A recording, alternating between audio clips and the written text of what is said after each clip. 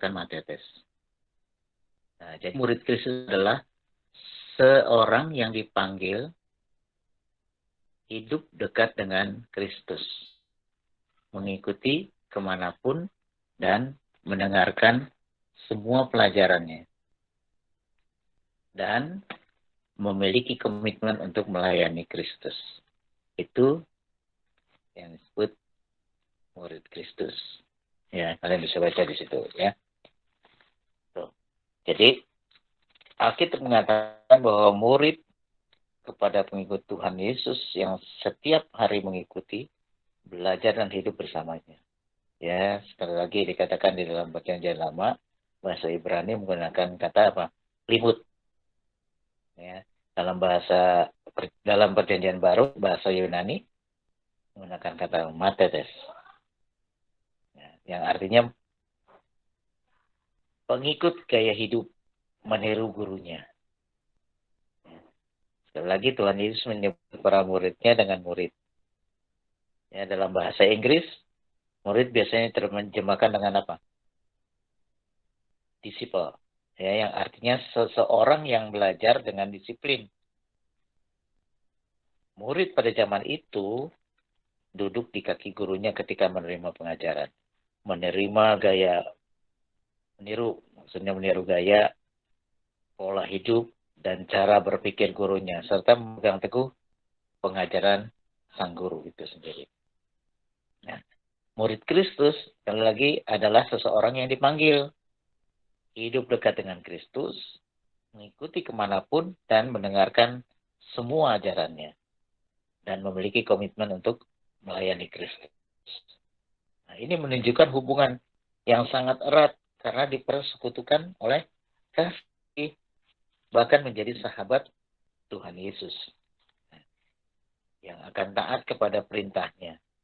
Nah, kepada murid-muridnya, Tuhan Yesus memberikan perintah untuk saling mengasihi seseorang akan yang lain. Dan ketika ia hendak naik ke surga, memberikan perintahnya apa?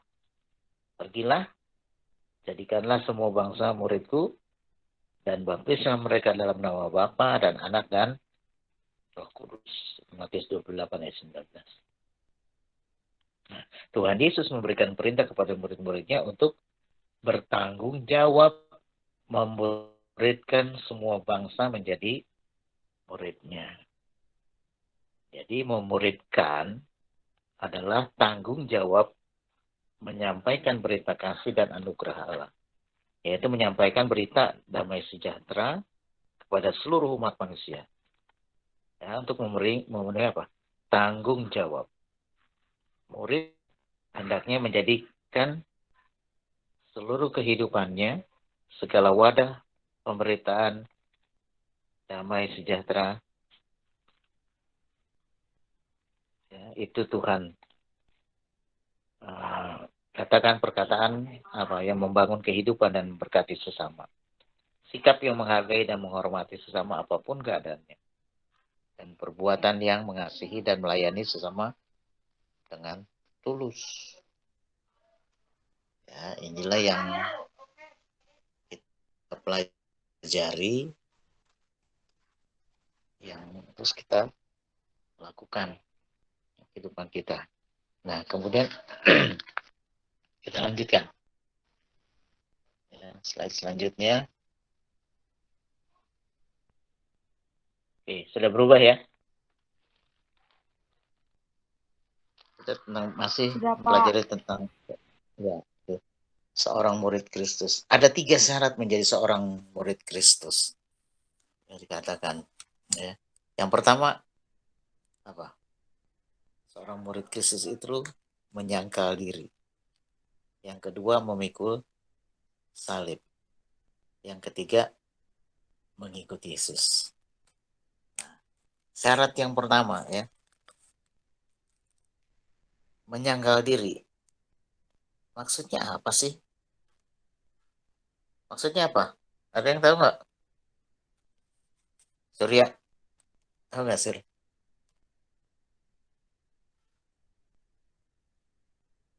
Surya.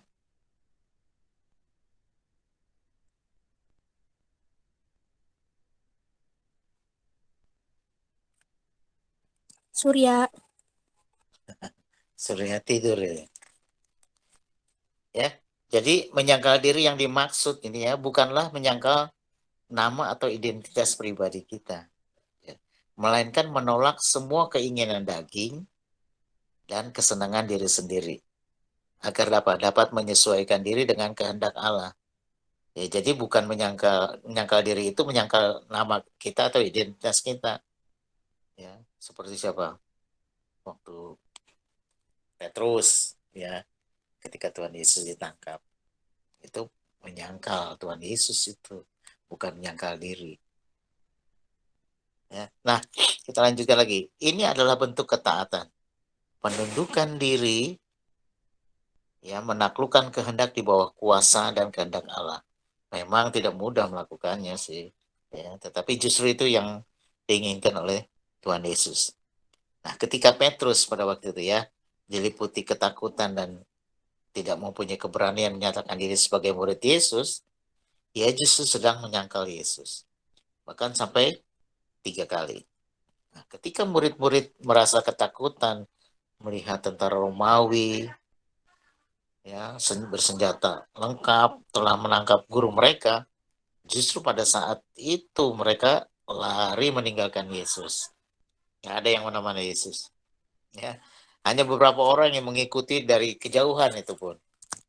Ya, nah penyangkalan diri untuk mengikuti kehendak Allah itu memerlukan keberanian dan tekad bulat untuk melakukannya.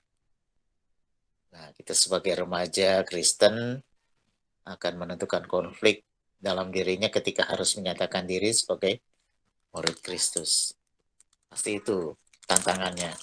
Nah, penyangkalan atau penolakan terhadap semua kesenangan dan kesukaannya seperti main game, hangout, ya bersama teman-teman yang lainnya, tak online dengan orang lain, berkumpul dan berpesta misalnya, dan semua hal yang menjadi hedon remaja, kebiasaan, ya. Nah, hal ini tidak mudah. Namun ketika kamu memutuskan untuk melakukannya, Tuhan akan memberikan Roh Kudus yang menolongmu untuk hidup menjadi murid Kristus yang setia. Menyangkal diri adalah kualitas hidup yang tidak mengandung pengertian negatif bahwa seorang murid harus menghilangkan eksistensi dan makna diri dalam hidupnya. Menyangkal diri terkandung dalam kalimat apa? Di dalam Lukas 22 ayat 42 dikatakan gini, tetapi bukanlah kehendakku, melainkan kehendakmu yang jadi. Itu doanya Tuhan Yesus. Artinya apa? Menyangkal diri adalah menempatkan Kristus sebagai pusat kehidupan, di mana seluruh keinginan manusia, sang murid ditaklukkan. Nah, di dalam kehidupan kita, ya, ini sang murid ini ditaklukkan di bawah kehendak siapa? Sang guru. Paulus pernah menyangkal diri, ya, dengan mematikan semua tujuan hidupnya sebagai manusia berdosa dan menyerahkan diri untuk dipimpin oleh Roh. Di dalam Roma 14 ayat 8, Rasul Paulus mengatakan begini, sebab jika kita hidup untuk Tuhan. Dan jika kita mati untuk Tuhan. Jadi baik hidup dan mati, kita adalah milik Tuhan. Ya, nah itu. Sampai di sini ada yang mau ditanyakan? Itu tentang menyangkal diri. Ya, tentang menyangkal diri. Ya, remaja Kristen memang menjadi murid Yesus, bertanggung jawab bahwa damai sejahtera kepada semua orang di sekitarnya. Memang diperlukan menyangkalan diri dalam tanggung jawab ini. Artinya apa? Kesediaan mengutamakan kepentingan dan kebutuhan orang lain akan damai sejahtera, bahkan dengan mengorbankan perasaan, gengsi, kedudukan dan kepentingan diri sendiri. Ya, Tuhan Yesus tidak pernah merasa dirugikan hanya karena ia harus menghabiskan seluruh waktunya bagi orang banyak. Ia selalu menerima cemoohan orang dan senyum sinis orang lain di sekitarnya. Bahkan pengkhianatan dari muridnya sendiri sebagai konsekuensi wajar karena hendak menghadirkan perdamaian di antara manusia yang berdosa. Nah, remaja Kristen perlu melatih kehidupan rohaninya menjadi lebih kuat dengan mengutamakan Kristus daripada kesenangan diri sendiri. Itu arti dalam menyangkal diri.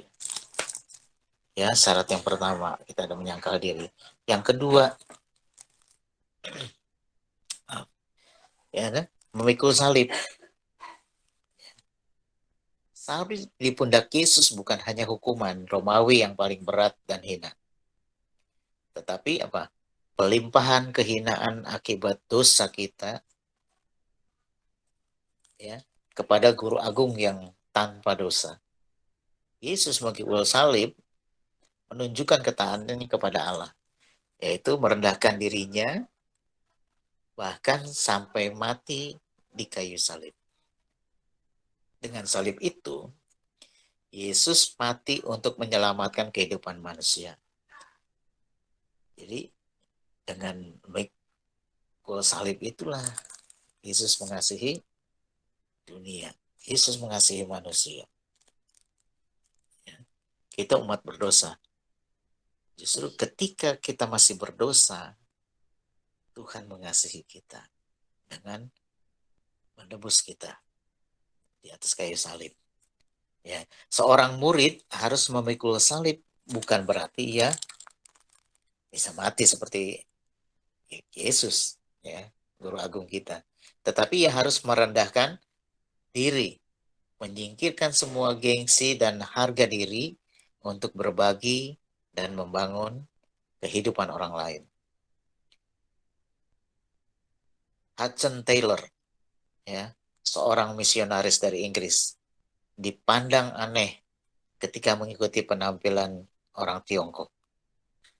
Namun dengan cara inilah ia diterima dan berhasil mengabarkan Injil ke seluruh dataran Tiongkok dan merekrut banyak jiwa untuk melayani Tuhan melalui penginjilannya.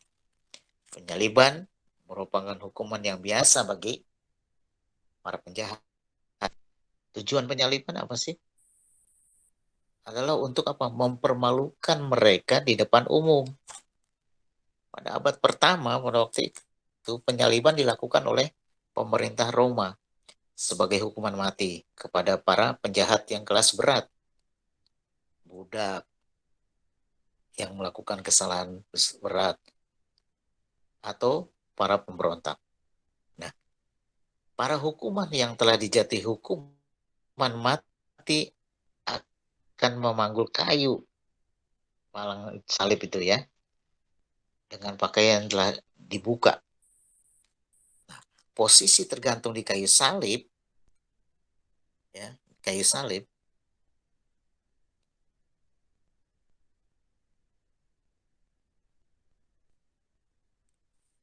Nah, ini sangat menyakitkan karena ia akan kesulitan bernafas dan akhirnya apa segera mati karena kehabisan napas. Jadi mati pelan-pelan gitu ya, disiksa. Proses yang dialami orang yang disalib terkadang hanya dapat bertahan paling lama 2 minggu dalam akhirnya ia mati. Bayangkan di kayu salib selama digantung itu selama 2 minggu. Wah, kalau saya membayangkan luar biasa itu. Ya. Nah, proses yang dialami sampai dengan matinya ini begitu berat dan penuh penderitaan. Ya. Nah, Yesus dianggap bersalah karena telah melanggar hukum Yahudi. Sebenarnya hukumannya adalah dirajam dengan batu. Namun mereka justru menyalibkannya seolah-olah ia adalah pemberontak pemerintah Roma. Nah, itu adalah suatu gambaran ya memikul salib. Jadi syarat yang pertama dari seorang murid adalah menyangkal diri. Yang kedua, memikul salib. Syarat yang ketiga, mengikut Yesus. Artinya apa?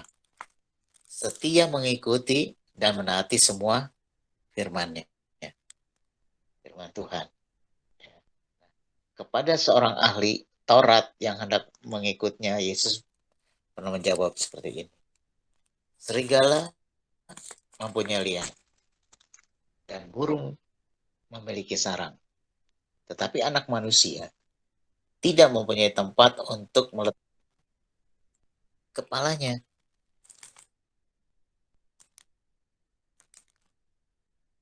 Ya, Matius 18 ayat 20. Nah, Yesus tahu bahwa orang Farisi sulit meninggalkan segala reputasi dan otoritasnya yang besar dalam sistem agama Yahudi.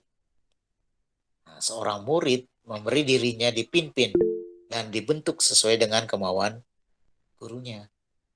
Nah, keputusan mengikuti Yesus merupakan keputusan besar. Ya, karena mengikut artinya apa? Bersedia menerima semua konsekuensi karena mentaati kehendak Allah. Menjadi murid berarti meninggalkan segalanya untuk mengikut gurunya.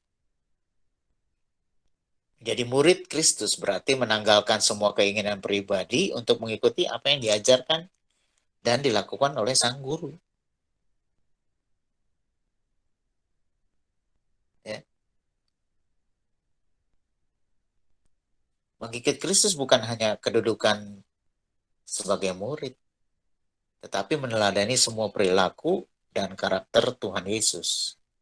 Ini bukan tentang keuntungan apa yang akan diterima, tetapi tentang apa memprioritaskan atau menomorsatukan Tuhan Yesus dan tidak membagi hati dengan lainnya. Jadi sebulat hati, seutuhnya, segenap hati hanya untuk mengikut Kristus. Nah, segala sesuatu di luar itu diabaikan dan menjadi tidak penting. Nah, remaja Kristen menjadi pembawa damai dengan meneladani Kristus.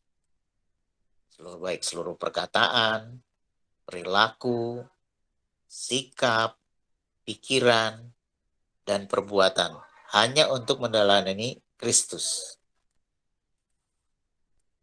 Dengan demikian, semua orang dapat melihat cerminan kasih Kristus melalui kehidupan pribadimu. Nah, sekali lagi, remaja Kristen menjadi pembawa damai dengan meneladani Kristus. Seluruh perkataan, perilaku, sikap, pikiran kita, dan bahkan perbuatan hanya untuk meneladani Kristus. Nah, itu ya seorang murid. Terus kita belajar hari ini. Hidup sebagai murid Kristus. Ada yang mau ditanyakan sampai di sini?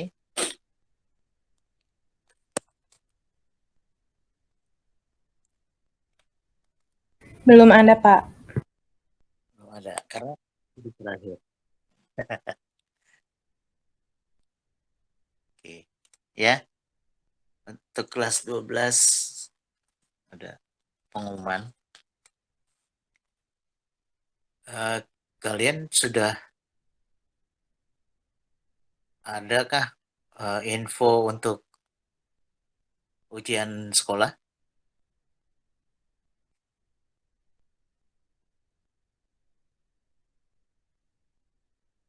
Ada? Ujian sekolah, Pak. Iya.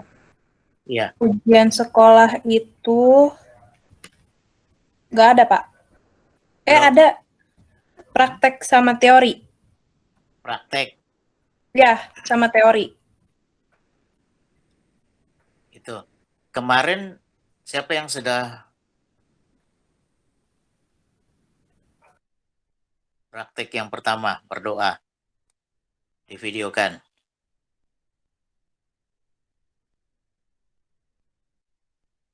Pak, jadi itu termasuk ujian praktek, Pak, yang doa itu. Apa nanti Iya. ada lagi? Itu ujian praktek. Karena kan ya, jadi karena kan kita kan masih daring ya. Ujian prakteknya jadi dibuat dalam bentuk video. Ya. Nanti ada waktu kesempatan kalian buat. Nanti saya sampaikan lagi ya, apa saja yang harus kalian praktekkan dan dibuat videonya. Ya, bila perlu yang kemarin misalnya sudah membuat,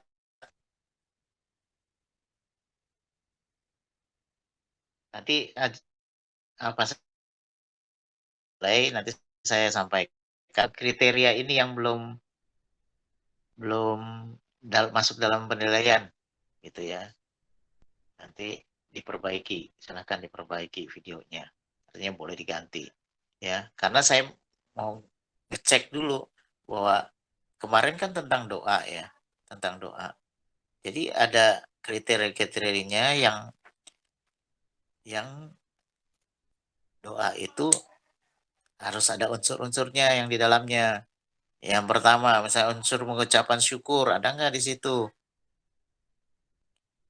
Kemudian yang kedua, misalnya ada permohonan nggak di sana, di dalam doanya itu, ya kan? Apa isi doanya, misalnya ada unsur, misalnya minta ampun nggak sama Tuhan, gitu kan? Nah, kemudian ada unsur-unsur yang lainnya nanti disampaikan, ya, ya nggak? Kan apakah ada masuk di situ, misalnya tadi yang kemarin yang sudah mengirim ke saya ada beberapa teman-teman dari teman-teman kalian ya. Nanti saya sampaikan ya ujian apa yang harus diselesaikan. Kemudian yang harus diselesaikan itu minggu besok harus selesai karena praktek praktek ya. Nah, seperti itu. Tapi kalau seandainya nanti ada kesempatan misalnya harus PTM ujian prakteknya kalian harus siap juga. Tapi kalian sudah tahu kriteria-kriterianya apa gitu. Nanti lagunya sesuai dengan tema pembelajarannya apa. Kalian harus memilih ya teks lagunya apa. Apa yang di dalam kalian bisa simpulkan dari teks lagunya itu. Kan kalian pernah dengar kan waktu lihat waktu kakak-kakak kelas kalian ya, yang dulu waktu kalian masih kelas 10. Ya kan, pernah lihat kan? Kenapa? Ya, itu. Seperti itu. Tetapi kalian juga harus, seandainya harus buat video ya di rumah. Pak mau nanya, Ya, itu yang khotbah itu jadi nggak Pak? Apa doa aja? khotbah. Mm-mm. Ih, CL bercanda doang. Ih, Masa aku Aduh. dibilang jahat banget, parah, gak suka. Kezia, gue tandain lo Kezia. Lu khotbah. Ya aku udah beneran dong nganggapnya, karena kan emang yang sebelumnya kan khotbah ya Pak. Jadi kan kayak shock aja gitu loh. Enggak lah, kalian bukan sekolah teologi. Ya, Asik, masih berarti nggak jadi Pak? masih harus khotbah. Nanti ada beberapa yang harus kalian ujian praktek ya. Nanti saya sampaikan. Gitu ya, tunggu ya. Nanti saya sampaikan. Oke? Bisa minta tolong ke siap pakai laptopnya. boleh Pak.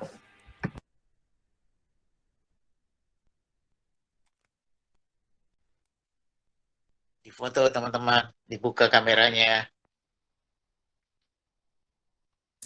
Willy lu di luar terus dah. Abis ngapain dah lu? Bilikan nongki terus. Oh gitu. Oh gitu. Iya. Tiap Jumat ya? Bisaan. Dia ngedate-nya hari Jumat. Surya ganteng banget. Surya selama di Medan perawatan kan? Ya nggak, Sur? Surya cowok. Surya perawatan mulu di sana. Gila pakai Enggak lah. ini